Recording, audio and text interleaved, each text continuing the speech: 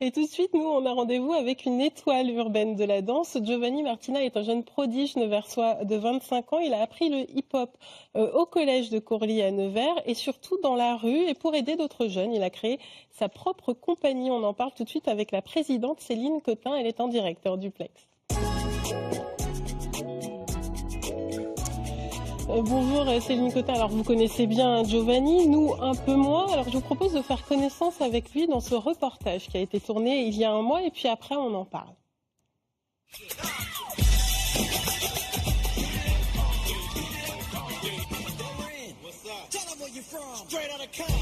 C'est un mouvement en rotation et sauter à chaque fois. À chaque fois on envoie le corps et puis on rattrape, on envoie d'un bras pour se rattraper sur l'autre avec un appui sur les pieds à chaque fois.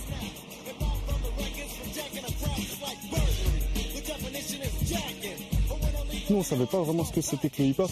On pensait que si on faisait 3-4 flips avant, à la suite, c'était ça le hip-hop. On pensait même pas que c'était de la danse, on pensait que c'était juste des acrobaties. Depuis, du chemin Giovanni en a parcouru. Après une enfance difficile et sans soutien familial, l'adolescent se réfugie dans la danse. La rencontre avec Katou, son prof de sport, a bouleversé son parcours. C'est avec sa partenaire dans la vie, comme sur scène, qu'il rend visite à la première qui a cru en lui. Rappelle-toi Charlie, mais rappelle-toi, regarde. Non mais tu sais, je relisais ça, regarde. Donc c'était en 2005, quand tu as démarré au collège, tu te rappelles? On disait à l'époque, rappelle-toi, Charlie ou Giovanni était courageux, volontaire, généreux et le plus chanceux du monde. Mais il ne le savait pas encore. Moi, j'étais pas du tout danseuse à l'époque, hein. J'étais une skieuse et une athlète, tu vois. Et je suis arrivée à la danse hip-hop parce que vraiment, quand ils m'ont dit « Oh madame, on devrait faire de la danse hip-hop au collège, montrez-moi ce que c'est », je leur ai dit. Et quand ils m'ont montré ça, j'ai dit « Mais c'est trop bien, allez hop, on y va tous à fond ». Giovanni était très timide, réservé, il a été cassé par pas mal de personnes. Et je suis heureuse qu'à travers la danse, il se soit vraiment révélé parce que c'est vrai que c'était pas gagné au départ. Autodidacte, il a répété chaque mouvement dans les rues de Nevers. Le bitume, catalyseur d'expression pour ce jeune en échec scolaire. On le sent. Ça rappelle l'époque. Il y a pas mal de mouvements qu'on a appris dans la rue et on se fait mal dans la rue, donc du coup après on fait pas deux fois les mêmes erreurs. Après le hip-hop, j'ai découvert le contemporain et j'ai passé un examen d'aptitude technique en danse contemporaine et je l'ai obtenu. En parallèle, j'ai monté ma compagnie de danse sur Nevers, la compagnie Coïncidence. Et puis après, je me suis fait remarquer dans des concours nationaux de danse où j'ai rencontré un chorégraphe qui s'appelle Hervé Koubi. Et maintenant, je travaille pour lui, je suis danseur-interprète et on tourne un petit peu partout dans le monde entier.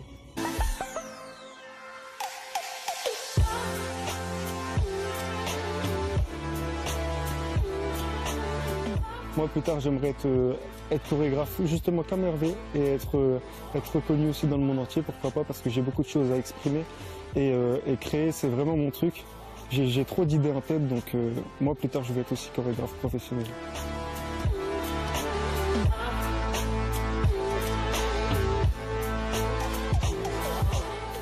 Vous qui connaissez bien Giovanni et qui êtes la présidente de sa compagnie, être chorégraphe professionnel, un rêve qui est tout à fait à sa portée selon vous?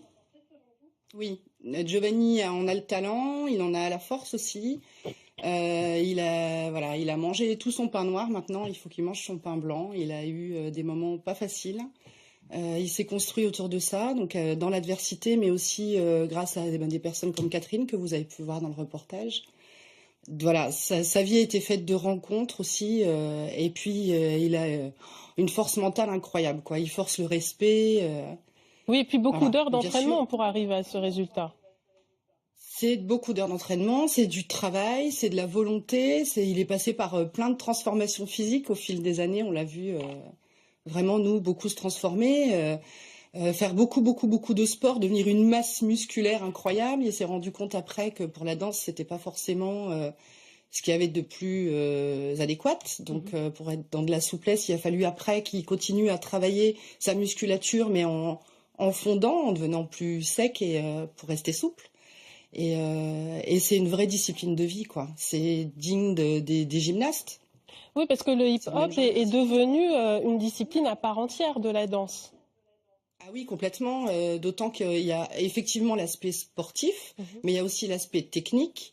Il y a toutes les valeurs aussi qu'on peut transmettre à travers cette discipline, parce que effectivement Giovanni donc est un modèle donc pour les autres jeunes, mais c'est de toute façon une discipline qui demande de la rigueur, beaucoup de rigueur et de l'écoute.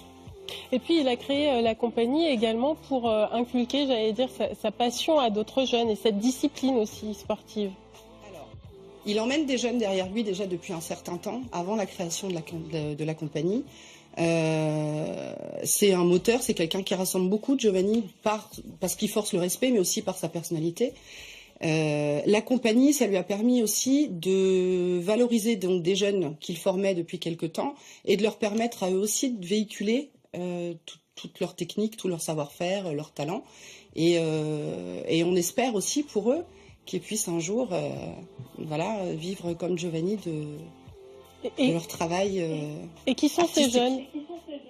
Alors on a Alexandre Ginouvez qui intervient donc dans le cadre de la compagnie, qui donne des cours auprès d'associations, de municipalités, d'écoles, de lycées, de collèges. Et on a Florent Van Hock qui intervient aussi.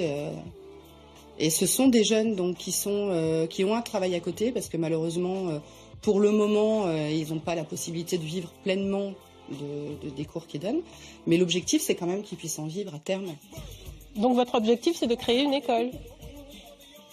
Alors, c'est pas l'objectif final, c'est un des objectifs. C'est une association qui a 3 ans, la compagnie, donc qui a été créée autour de Giovanni, donc par des gens qui croyaient en lui, en son talent, en tout ce qui peut véhiculer. Et c'est un des objectifs, c'est effectivement de pouvoir permettre à ces jeunes, pourquoi pas, de créer une école pour pouvoir vivre de ça, et puis former d'autres jeunes qui pourront ensuite prendre la suite. Oui, ça donne envie en tout cas. Merci beaucoup de nous avoir parlé de la compagnie Coïncidence. Et puis bonne continuation.